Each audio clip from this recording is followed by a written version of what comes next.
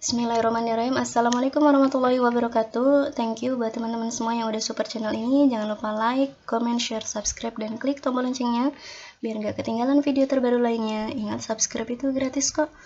Oke teman-teman semua, kali ini kita akan membahas tentang prediksi soal SKB Perawat Ahli Pertama tahun 2021. Yang ini berdasarkan kisi-kisi terbaru Menpan RB tentang SKB CPNS tahun 2021. Oke. Nah, yang pertama yang akan kita bahas yaitu tentang kemampuan umum, teman-teman.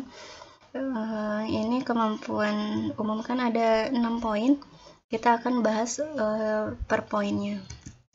Oke, yang poin pertama yaitu tentang komunikasi terapeutik dan komunikasi klien. Contoh soalnya, seorang perempuan berusia 40 tahun dirawat di RSJ karena sering berbicara sendiri. Saat ini pasien tampak mondar-mandir, mulut komat-kamit, dan tidak terawat. Perawat sedang melakukan komunikasi. Bagaimana perasaan Bapak setelah mengetahui cara mengontrol halusinasi? Bisa Bapak sebutkan kembali cara mengontrol halusinasi yang telah saya jelaskan? Apakah fase komunikasi terapeutik yang dilakukan perawat pada kasus? A. Fase kerja. B. Fase orientasi. C. Fase pencarian. D. Fase terminasi. E. Fase prainteraksi. Jawabannya teman-teman. Oke, jawabannya itu fase terminasi. Nah, kita cari tahu dulu apa sih komunikasi terapeutik. Nah, komunikasi terapeutik ini komunikasi yang dilakukan antara perawat dengan pasien, perawat dengan tenaga kesehatan, perawat dengan keluarga pasien, atau siapa saja yang memberikan efek terapi, penyembuhan, dan bermanfaat bagi pasien. Nah, di fase komunikasi terapeutik ini ada 4. Ya, fase yang pertama itu fase prainteraksi. Jadi, fase sebelum berinteraksi dengan pasien. Apa saja cirinya? Yang pertama, perawat menyiapkan diri sebelum bertemu dengan pasien. Dan perawat ini juga belum bersentuhan langsung dengan pasien. Nah, kalau di soal, kita akan dapatkan data fokusnya seperti perawat sedang mempersiapkan alat, perawat sedang mempersiapkan diri, perawat sedang mengkaji diri sebelum berhadapan dengan pasien. Ini ciri dari fase prainteraksi. Kemudian yang kedua itu ada fase orientasi atau perkenalan. Ini perawat langsung berhadapan dengan pasien, ya, tatap muka dengan meningkatkan hubungan, ya, membina hubungan saling percaya. Ini agar terjalin komunikasi yang baik antara perawat dan pasien. Dan di soal biasanya data fokusnya itu perawat menanyakan nama pasien, ataupun ada perkenalan pasien dengan perawat ataupun perawat kepada pasien, ya. Siapa namanya, senang dipanggil apa, nama saya perawat bla bla bla gitu. Saya senang dipanggil bla bla bla gitu.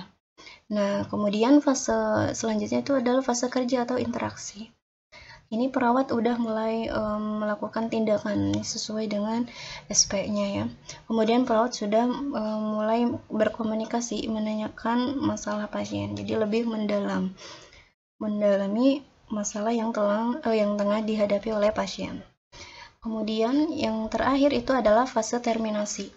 Fase terminasi ini si perawat menilai sejauh mana sih pencapaian yang udah dicapai gitu.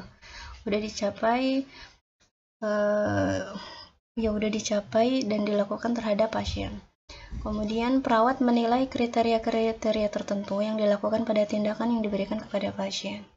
Kemudian perawat melakukan kontrak kerja untuk kapan dan di mana bertemu lagi dengan pasien. Nah, ini adalah fase-fase komunikasi terapeutik. Nah, selanjutnya di poin yang kedua yaitu support, kepatuhan, dan fasilitasi kebutuhan spiritual pada kondisi kehilangan. Contoh soalnya, perawat sedang merawat pasien remaja yang sedang sakit terminal. Saat merawat pasien ini, perawat seharusnya melaksanakan intervensi yang mana? A. Patuhi keinginan pasien setiap saat.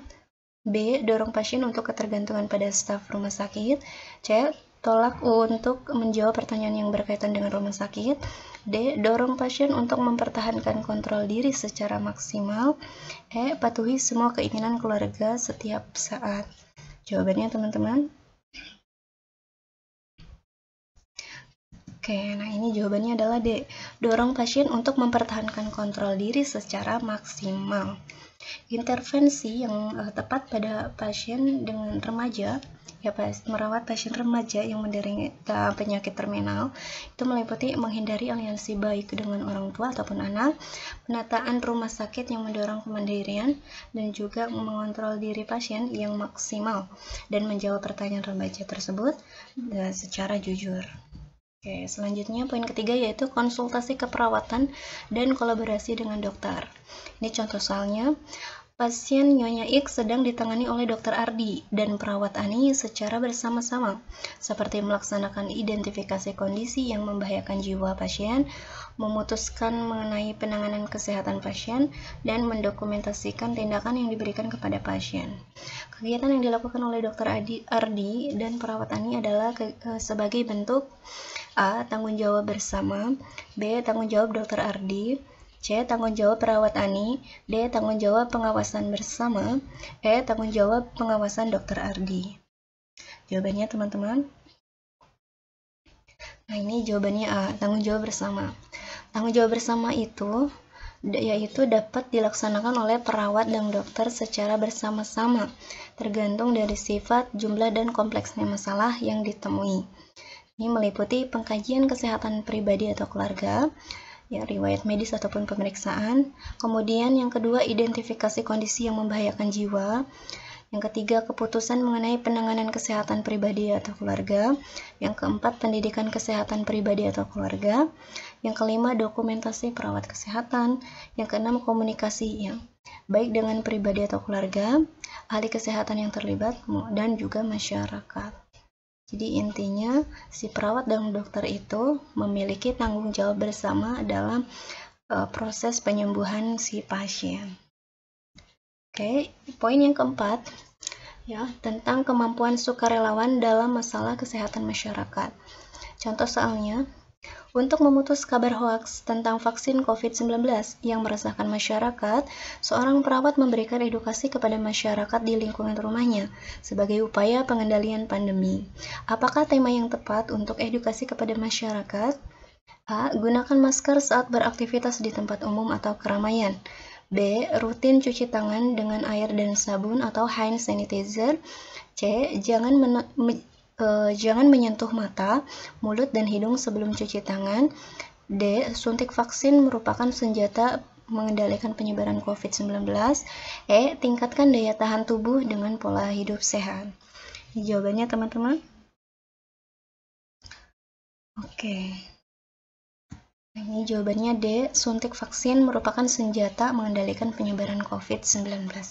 Nah, di soal ini kita ada kata kuncinya yaitu untuk memutus kabar hoaks tentang vaksin COVID-19 yang meresahkan masyarakat. Jadi edukasinya ini tentang agar informasi tentang vaksin COVID ini memang tidak menjadi berita yang salah di masyarakat, sehingga perlu yang namanya edukasi tentang berita yang benar tentang vaksin, ya, tentang suntik vaksin, entah itu jenis vaksinnya apa ataupun efek dari pemberian vaksin.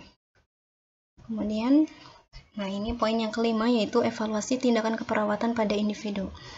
Contoh soalnya, pernyataan yang benar mengenai evaluasi sumatif adalah A. Evaluasi yang dilaksanakan setiap selesai tindakan. B. Berorientasi pada etiologi. C. Dilakukan secara terus-menerus sampai tujuan tercapai. D. Evaluasi dilaksanakan ketika kegiatan atau program sedang berlangsung. E. Evaluasi yang dilaksanakan setelah akhir tindakan keperawatan paripurna. Jawabannya teman-teman.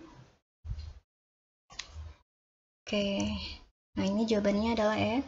Evaluasi yang dilaksanakan setelah akhir tindakan keperawatan paripurna. Nah, evaluasi dalam keperawatan ini kan ada dua jenisnya ya teman-teman. Ada evaluasi formatif dan juga sumatif. Nah, evaluasi sendiri yaitu penilaian hasil dan proses, ya. Penilaian hasil menentukan seberapa jauh sih keberhasilan yang telah dicapai, ini sebagai keluaran dari tindakan yang telah dilakukan. Penilaian ini merupakan proses untuk menentukan apakah ada kekeliruan dalam setiap tahapan proses, mulai dari penegakan ya, pengkajian, penegakan diagnosa, perencanaan, tindakan, maupun evaluasi itu sendiri. Oke, macam-macam evaluasi keperawatan. Dalam asuhan keperawatan itu kan ada dua. Yang pertama itu evaluasi proses atau formatif, yaitu evaluasi yang dilakukan setiap selesai tindakan, berorientasi pada etiologi, dilakukan secara terus-menerus sampai tujuan yang telah ditentukan tercapai. Oke, yang kedua itu evaluasi hasil atau sumatif, yaitu evaluasi yang dilakukan setelah akhir tindakan keperawatan secara paripurna, ya. Setelah selesai semua, yang ini berorientasi pada masalah keperawatannya, bukan kepada tindakan yang dilakukan. Kemudian menjelaskan keberhasilan atau ketidakberhasilan, rekapitulasi dan kesimpulan status kesehatan klien sesuai dengan kerangka waktu yang telah ditetapkan. Oke. Nah, ini poin yang ke-6, yaitu mendokumentasikan tindakan keperawatan. Contoh soalnya, seorang ibu hamil 25 tahun dengan usia kehamilan 24 minggu datang ke BPS dengan keluhan sering mengalami pusing. Hasil pemeriksaan oleh perawat didapatkan tekanan darah 90/70 mmHg, nadi 78 kali per menit. Nah, perawat mencatat hasil observasi dan tindakan perawat yang berulang, serta tanda-tanda vital. Berat badan, intake output cairan, serta pemberian obat dalam sebuah bagan dan tabel. Nah, teknik pendokumentasian apakah yang digunakan perawat dari kasus tersebut? A. Naratif, B. Deskriptif, C. Checklist, ya, D. SWOT, E. SWOTIER. Jawabannya teman-teman?